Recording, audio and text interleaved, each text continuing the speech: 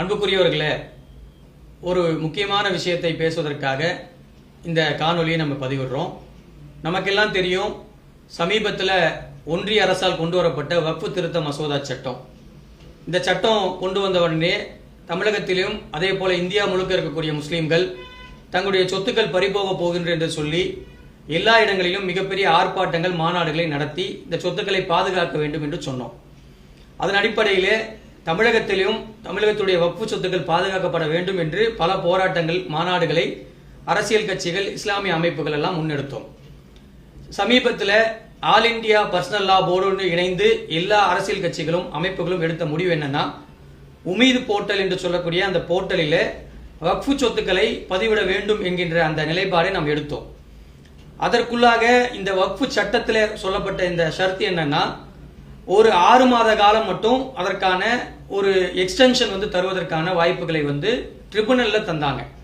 அந்த ட்ரிபுனலை பயன்படுத்தி நம்ம அந்த 6 மாத கால அவகாசத்தை பெற்று அதிலே 3 மாத காலம் வெளியில் இருக்கக்கூடிய முத்தவல்லிகள் தங்களுடைய சொத்துக்களை அந்த உமீது போர்ட்டலிலே பதிவேற்றம் செய்வதும், மீதம் 3 மாத காலம் இந்த வக்ஃபு சொத்துக்களை வக்ஃபு வாரியத்திலே அதற்கான அப்ரூவல் செய்வதும், வெரிஃபிகேஷன் செய்வதும் போன்ற வேலைகளை செய்வதற்காக வேண்டி அந்த 3 மாத காலம் கொடுத்தார்கள். அந்த கால அவகாசம் என்பது நேற்றைய தினம், அதாவது 6/6/2026 அந்த கால அவகாசம் முடிவடைகிறது.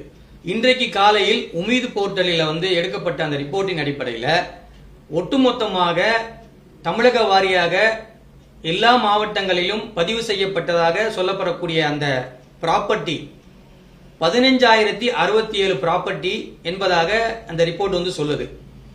இதுல இது ஒரு 4 நிலை இருக்கு. ஒன்று முத்தவள்ளி முதலில் அந்த சொத்தை அந்த உமீது போர்ட்டலிலே பதிவேற்றம் செய்யணும். ரெண்டாவது, அந்த பதிவேற்றம் செய்யப்பட்ட அந்த ப்ராப்பர்ட்டி அதுக்கான டீட்டெயிலை ரெண்டாவது பதிவு செய்யணும். மூன்றாவது அதை வெரிஃபிகேஷன் செய்யப்படணும்.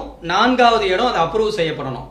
அப்படி பார்த்தீங்கன்னா இந்த நான் சொன்ன இந்த 15,067 ப்ராப்பர்ட்டி இருக்கு இல்லையா, அதிலேயே 4 விதமான கட்டங்கள்ல ஏற்கனவே ப்ராப்பர்ட்டிகள் நிக்குது. இதுல 3,929 ப்ராப்பர்ட்டியை இவர்கள் ரிஜெக்ட் செஞ்சிருக்காங்க என்று பார்த்தால், மொத்தமா சொல்லப்பட்ட இந்த 15,067 சொத்துக்கள் சொல்றோம் இல்லையா, அதுலயே நமக்கு வேறுபாடு இருக்கு. இந்த சட்டம் வருவதற்கு முன்னாடி வக்ஃப் போர்டுல இருந்த அந்த போர்ட்டலுடைய பேரு வம்சி போர்ட்டல். அந்த வம்சி போர்ட்டலின் அடிப்படையில் வக்ஃபு வாரியம் கொடுத்த தகவலின் அடிப்படையில் நம்மள்ட்ட இருக்கக்கூடிய வக்ஃபு சொத்து என்பது 6,865 சொத்துக்கள் இருப்பதாகவும், ப்ராப்பர்ட்டிகளாக கணக்கு பண்ணி பார்த்தீங்கன்னா 45,048 ப்ராப்பர்ட்டி இருப்பதாக சொன்னார்கள். ஆனா இன்னைக்கு இந்த